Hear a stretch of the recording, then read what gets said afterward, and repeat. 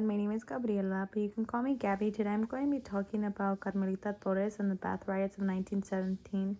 I chose this topic because it really shows how one person can stand up against injustice and inspire others to do the same. So to start off with some background, slide one, right? No, slide two. So to start off with some background, this all takes place in the early 1900s at the U.S.-Mexico border. During this time, a lot of Mexican workers were crossing the border daily for jobs. But even though they were helping the economy, they were still treated unfairly. Racism was increasing, and many people started blaming Mexicans for problems in societies.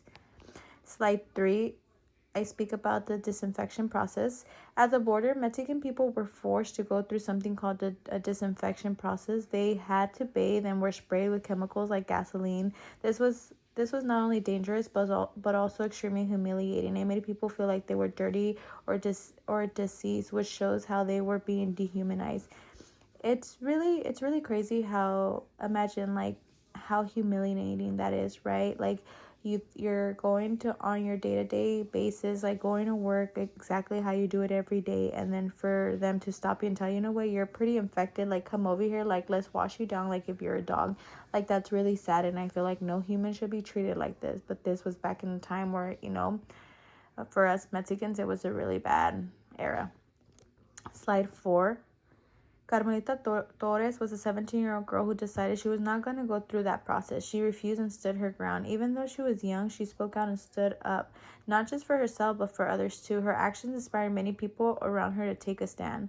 And I feel like, to me, honestly, like to be a woman, it's already so empowering, especially in a world like today. So imagine a woman standing up, well, a young girl like her, standing up for what she believes in a world where like machismo and everything, like, it's the 1917s. Like for her to stand up and say enough is enough, that takes a big stand for women, and it like other people followed along.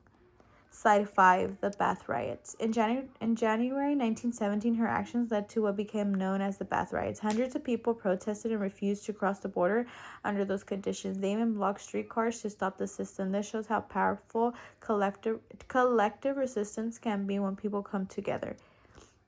I think it's an amazing thing that this happened. People were getting fed up. People were getting tired of being humiliated. Like, imagine just like being washed down like a dog every day because supposedly you're sick, because you bring diseases. Like, no, people had enough of people just had enough, and they were not standing for it no more. They were not. They were going to do whatever it took to put this injustice to end.